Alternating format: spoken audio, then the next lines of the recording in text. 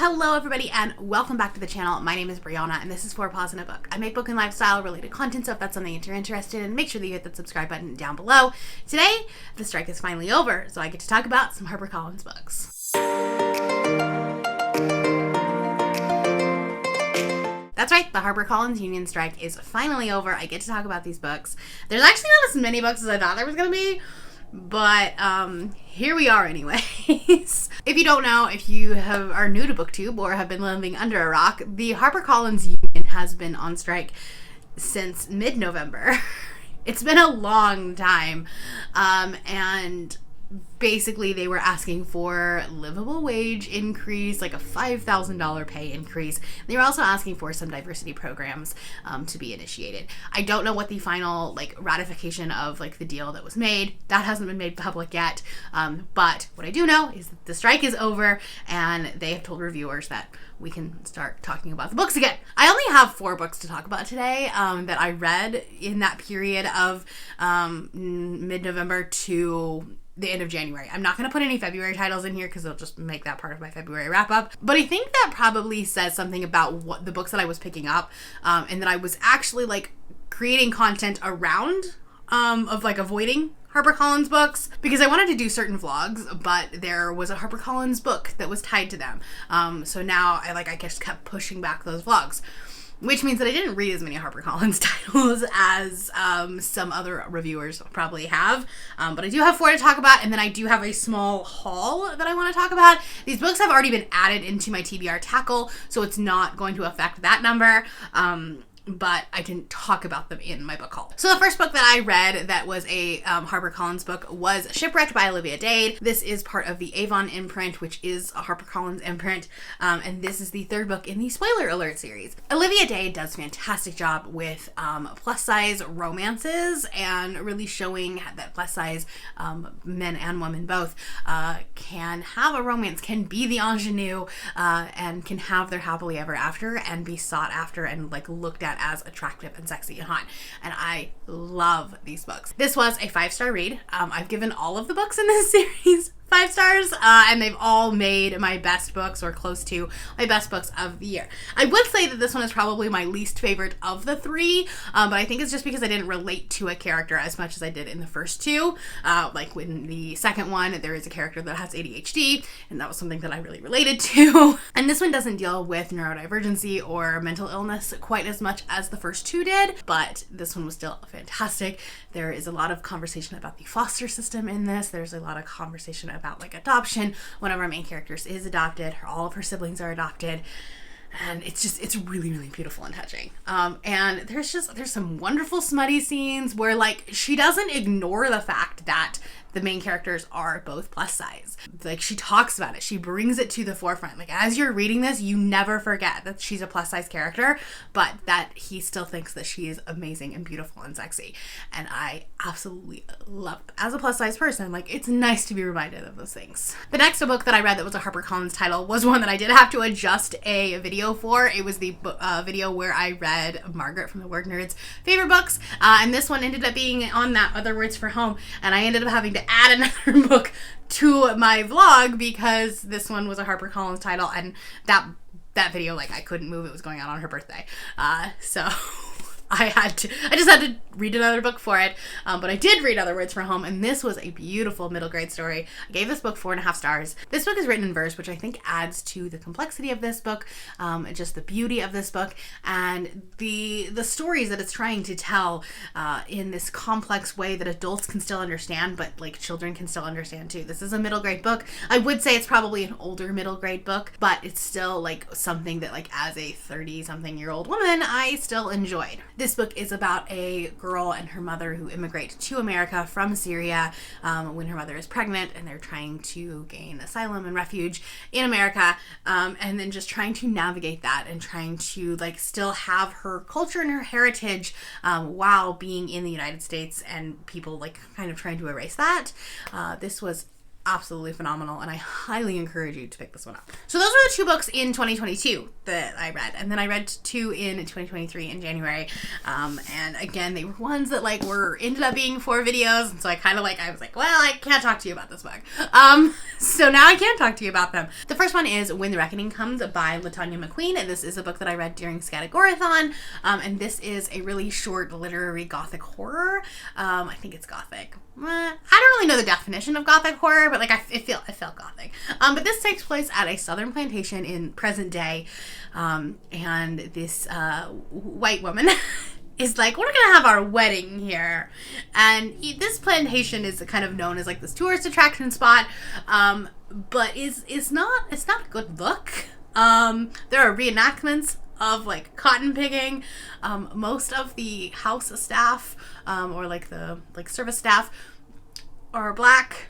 It's not a great look. And she has, her one black friend, so of course she's not racist. She's like, well, this black friend told me that it was okay that I had my wedding here. And then it not great. And the plantation is haunted, and things happen to the white people. I can't really go into much detail because it's literally like less than 200 pages. So there's very little I can tell you without spoiling this book. But it was a good time, and like legitimately scary. The first like 30%, I was told there was gonna be ghosts. Where are the ghosts? And then like immediately after saying that, I was like, oh, there are the ghosts. Another book that I highly recommend that you pick up, and I gave this one 4 stars. And then lastly, what was my first 5-star read of the year was The Collective by Allison Galen. And this is a book that didn't necessarily do anything like crazy and out of the box, but this was so entertaining. This is about a mother who is just trying to get justice for her daughter's rape and murder.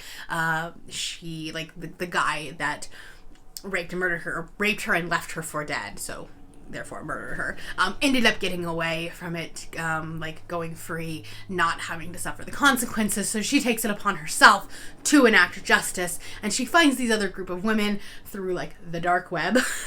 And there are all these other women that have lost children, and the justice system did not work in their favor, essentially. And so there's all these like unfortunate accidents that happen to said men.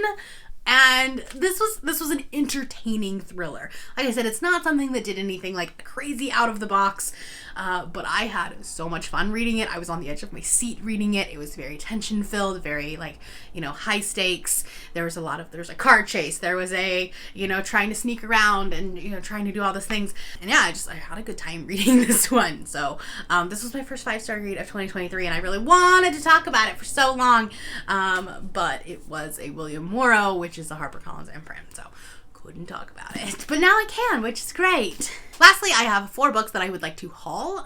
So like I said, these are part of my TBR tackle already. That number, that is a very big number. They're already part of that number, so I'm not adding to that, but I wasn't able to talk about them in my recent book hauls. Most of these I got during the 50% off hardcover sale at Barnes & Noble that they did at the end of the year, and then 1 paperback book. So I got A River Enchanted by Rebecca Ross. This was a book that a friend of mine was really talking about and really loving, and then when the paperback book was their like monthly pick last month, I love this paperback edition. I don't actually like the hardcover edition, like cover of it.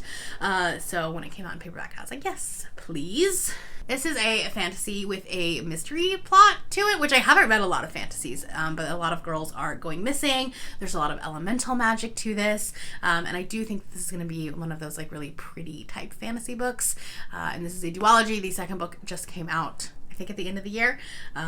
So if I like this, I will pick up the second one. I picked up The River of Silver by S.A. Chakraborty. This is like a couple of short stories that are attached to the Daevabad trilogy, and I absolutely love that series. I still need to read Empire of Gold, but I have no doubt that I will still love it. And this is just like adding to the world, and the world is one of my favorite things about that series. So this is an easy buy for me. And then I got Heart of the Sun Warrior by Sue Lynn Tan. This is the second book in the Daughter of the Moon Goddess. Yeah, that's it. Which I had planned to read in January, but didn't get to. But it was Bethany's Patreon book, and I didn't get to read it in time because I had so many other projects I was doing. But this is the second book in the duology, so I haven't read the first one, but I own both of them now. But I have a good feeling I'm gonna love that one, so we'll see. I actually don't know much about what this is, but it's like a sci-fi fantasy. I think that it takes place like on the moon or in this like celestial body, and it is Chinese inspired. So, don't know much about it though. Lastly, I have God of Neverland by Gamma Ray Martinez. This is a Peter Pan retelling, but like later on. So this is the story of Michael Darling, who is the youngest of the Darling children, and he is grown up now, and then he returns to Neverland, and shenanigans happen. Peter Pan is missing. That's right. It's been a while since I've picked these books up, and haven't done anything, so I've been sitting on my cart waiting for this strike to be over. This is a book that I saw months and months and months ago at Barnes & Noble, but it's, you know, expensive for a short-ish hardcover, and so I waited until the 50% off sale to pick this up. If you're new to my channel or you don't know this about me, I love Peter Pan retellings. I love the story of Peter Pan. It's one of my favorites. The movie Finding Neverland, which is like J.M. Barrie's story, is one of my favorite movies of all time, which is weird. I know it doesn't seem like it should be. It's an underhyped movie for sure. My weird out of the box goal is that Doyle would play Nana in a like stage production of Peter Pan. So maybe that will happen one day. We'll see. All right, so those are the books that I have read over the past couple of months, that I've hauled over the past couple of months, that I haven't been able to talk about, and I'm so glad that I can actually share them with you now. That is all I have for you today. If you're new here and you have not yet subscribed, there's a little red button. You can do so down below the video. If you'd like to hang out with me more, the links to my Instagram, Twitter, Goodreads, and my Patreon are linked in the description below. Thank you for watching, and I will see you next time. Bye!